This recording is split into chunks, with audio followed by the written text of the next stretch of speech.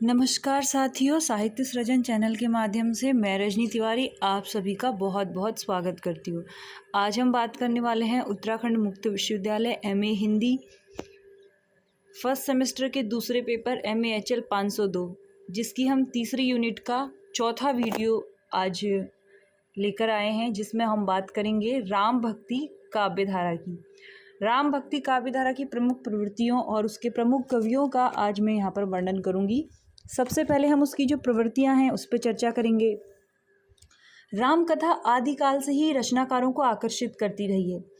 बहुत सारी रचनाएं राम के ऊपर की गई हैं। हिंदी में राम भक्ति काव्य की शुरुआत रामानंद से मानी जाती है, जिसे आगे चलकर तुलसीदास ने अपने चरमोत्कर्ष पर पहुंचाया है। आइए बात करते हैं राम भक्ति काव्य धारा की प्रमुख प्रवृत्तियों के विषय में। सबसे पहले हम बात करेंगे भक्ति का स्वरूप, यानी कि जितने भी राम भक्त कवि हैं वे किस स्वरूप में उनका वर्णन करते हैं या अपनी काव्य रचना में किस स्वरूप को वो वर्णित करते हैं। राम भक्त कवियों ने विष्णु के अवतार दशरथ नंदन राम को अपना उपास्य माना है। उनके अनुसार दुष्टों के दलन और साधुओं की रक्षा के लिए ही प्रभु का अवतार होता है। लोक मंगल ही अवतार का कारण है। राम भक्तों की भांति जितने भी जो राम भक्त हैं, अधिकांश ने दास्य भाव से श्री राम की भक्ति की है। प्रभु के चरणों में अपना सर्वस्व अर्पित कर भक्ति करना ही उनका मुख्य ध्येय रहा है। कालांतर में यानी कि बाद में राम भक्ति में भी कुछ रसिकता आ गई थी, लेकिन यहाँ पर मैं यह बात स्पष्ट कर देना चाहूँगी कि जिस स्तर पे रसिकता कृष्ण भक्ति काव्य में आई, आगे चल के उतनी राम भक्ति में फिर भी नहीं आई। राम भक्ति में वैधि भक्ति अर्थात शास्त्र सम्मत विधि निषेधक जो पालन थे उनको स्वीकार किया गया। भक्ति के क्षेत्र में उदार होते हुए भी तुलसी के यहाँ शास्त्र और वर्णाश्रम व्यवस्था के प्रति आदर का भाव है। दूसरा हमारा प्रमुख बिंदु है समन्वय की भावना। जो तुलसी का काव्य है या राम भक्ति काव्य जो है पूरा का पूरा, वो समन्वय की विराट चेष्टा मानी जा सकती है। सगुण निर्गुण शैव शाक्त वैष्णव लोक परलोक शास्त्र लोक गृहस्थ वैराग्य, इन सब का समन्वय तुलसी ने किया है और इस समन्वय के साथ लोक मंगल निमित्त है। अब है अगला बिंदु लोक पक्ष। राम भक्ति काव्य में लोक मंगल लोक धर्म लोक रक्षा लोक चिंता लोक मानस की प्रधानता है। नारायण को यहाँ एक ऐसे नर के रूप में प्रस्तुत किया गया है जो शक्तिशील सौंदर्य का प्रतिमान है, जो कलिकाल यानी कलयुग में जो दुख होते हैं उनको हरने वाला है। राम कथा के माध्यम से तुलसी राजा पति पत्नी भाई सेवक शिष्य का आदर्श रूप प्रस्तुत करते हैं। जनता के अंदर दैहिक दैविक भौतिक तापों से मुक्त सर्व सुखद राम राज्य का स्वप्न वो पैदा करते हैं। यही नहीं, तुलसी ने अपने समय के दुख और दारिद्र्य और अकाल का भी बड़ा मार्मिक वर्णन किया है। यहाँ पर एक कवितावली की पंक्ति है जिसका वर्णन करूँगी मैं। कली 12 बार अकाल पड़े, खेती न किसान को भिकारी को न भीख बली, न ही दरिद्र सम दुख जग माही। यानी दरिद्रता से बड़ा कोई दुख नहीं है जिसको तुलसी ने स्वयं भोगा है, इसलिए वो अपने काव्य में इतनी बारीकी से उस पीड़ा का अनुभव करते हुए उसे लिख पा रहे हैं। अगला है नारी एवं शूद्र के प्रति दृष्टिकोण। बस यहीं पर आकर हम देखते हैं जो तुलसीदास जी हैं उन पर हम आक्षेप लगाते, अन्यथा उनका पूरा व्यक्तित्व कहीं भी ऐसा नहीं है जिसमें कुछ कमी हो। राम भक्ति काव्य में शूद्र एवं नारी विषयक दृष्टि अंतर विरोध युक्त है। एक तरफ तुलसी राम का निषाद राज और सबरी के प्रति प्रेम दिखाते हैं, रामचरितमानस में संबुक प्रसंग को स्थान नहीं देते हैं, तो दूसरी तरफ उनके यहाँ पूजहि विप्र सकल गुणहीना ढोल गवार शूद्र पशु नारी सकल ताड़ना के अधिकारी, इन जैसी उक्तियों का इस्तेमाल उन्होंने किया है। तुलसी राम के समकक्ष सीता को स्थान देते हैं, सिया राम मैं सब जग जानी। वहीं दूसरी ओर गुलामी को नारी की दुर्दशा का कारण मानते हैं। इतना ही नहीं, तुलसी नारी को सकल अवगुणों की खान कहते हैं। स्वतंत्रता से भ्रष्ट हो जाने के कारण उसकी स्वतंत्रता का निषेध भी करते हैं।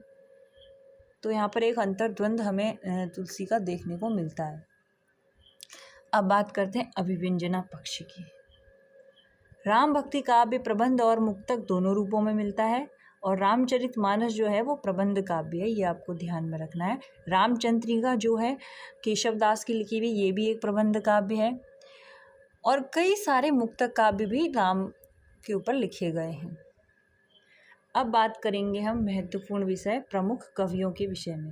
तो सबसे पहले तो राम भक्ति काव्य धारा के प्रमुख कवि स्वामी अग्रदास जी हैं, रामानंद जी हैं, नावादास जी हैं, ईश्वरदास जी हैं, लोकनायक गोस्वामी तुलसीदास जी हैं, केशवदास जी हैं। सबसे पहले हम बात करेंगे स्वामी रामानंद जी की। रामानंद जो हैं काशी से थे, 15वीं सदी के आसपास इनका समय माना जाता है। इनके जो शिष्य थे वो सगुण मार्गी भी थे और निर्गुण मार्गी भी थे। इन्होंने राम की उपासना को सर्वाधिक महत्व दिया था। इनकी कुछ एक प्रसिद्ध आरती भी है, हनुमान जी की आरती कीजिए हनुमान लला की, दुष्ट दलन रघुनाथ कला की। इसकी रचना रामानंद जी ने ही की है। गोस्वामी तुलसीदास जी भी रामानंद की ही शिष्य परंपरा में आते हैं। दूसरे नंबर पे हमारे प्रमुख कवि हैं अग्रदास जी। अग्रदास जी जो थे कृष्णदास पयहारी के शिष्य थे, और इन्होंने सख्य भाव से राम की भक्ति की थी। राम भक्ति परंपरा में रसिक भावना का समावेश इन्हीं की देन है, ये ध्यान रखिएगा आप। अन्यथा रसिक भावना जो है राम भक्ति काव्य में देखने को नहीं मिलती है। ध्यान मंजरी, अष्टयाम, राम भजन मंजरी अग्रदास जी की रचनाएं हैं। तीसरे नंबर पर आते हैं नाभादास जी। ये अग्रदास जी के शिष्य हैं, और इनकी दो प्रमुख रचनाएं हैं, भक्तमाल और अष्टयाम। फिर हम बात करेंगे ईश्वरदास जी की। इनकी भी दो प्रसिद्ध रचनाएं हैं, भरत मिलाप और अंगद पैज। अगर आप लोग यूजीसी नेट की भी तैयारी कर रहे हैं तो उसमें भी कई बार प्रश्न पूछा गया है कि भरत मिलाप और अंगद पैज किसकी रचना है, तो ये याद रखिएगा ईश्वरदास जी की रचना है। कई बार क्या होता है, कईयों को डाउट रहता है कि ईश्वरदास राम भक्ति काव्य धारा के हैं भी या नहीं भी हैं। तो अगर आपको इनकी ये दो रचनाएं याद रहेंगी तो निश्चित रूप से आप सीधे इनका संबंध राम से जोड़ पाएंगे। गोस्वामी तुलसीदास जी। तो गोस्वामी तुलसीदास जी जो हैं ये तो राम भक्ति धारा के काव्य धारा के सबसे लोकप्रिय रचनाकार हैं।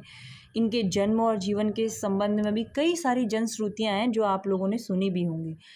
आचार्य शुक्ल जी ने अपनी पुस्तक हिंदी साहित्य का इतिहास में इनके 12 ग्रंथों को प्रमाणित मानते हुए उनके नाम लिखे हैं, जिसमें है दोहावली, कवित्त रामायण, गीतावली, रामचरितमानस, रामाज्ञा प्रश्नावली, विनय पत्रिका, रामलला नहचु, पार्वती मंगल, जानकी मंगल, बरवे रामायण, वैराग्य संदीपनी, कृष्ण गीतावली।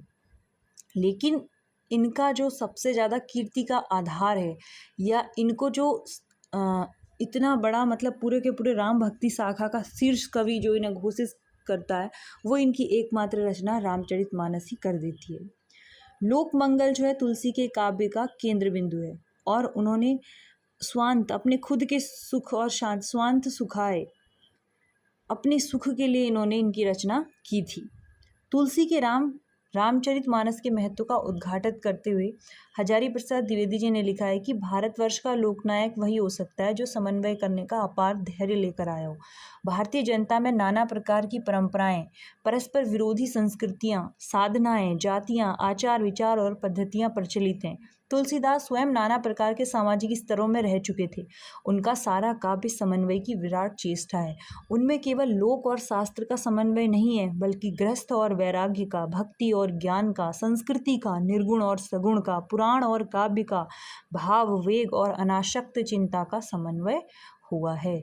आप एक प्रश्न ऐसे भी बन सकता है कि तुलसी का, गोस्वामी तुलसीदास जी का समस्त काव्य समन्वय की विराट चेष्टा है, इस उक्ति को चरितार्थ करते हुए राम भक्ति काव्य धारा में उनका स्थान निर्धारित कीजिए। तो प्रश्न किसी भी तरह से बन सकता है। अगर आपका टॉपिक क्लियर होगा तो आप उसे लिखने से नहीं चूकेंगे, आप उसे बड़ी आसानी से लिख ही लेंगे। तो केवल आप ये मत देखिए कि पिछले प्रश्न पत्र में प्रश्न कैसे आया था या उससे पिछले कैसे आया था। आपको बस अपनी हर यूनिट को तैयार रखना है। अगर आपकी यूनिट तैयार होगी तो वहाँ से प्रश्न कैसे भी बन के आ जाए, आप उसे बहुत आसानी से कर लेंगे, क्योंकि भाषा और साहित्य पे जितनी मजबूत आपकी पकड़ होगी, प्रश्न आपके लिए उतने आसान होते चले जाएंगे। अब बात करते हैं केशवदास पे।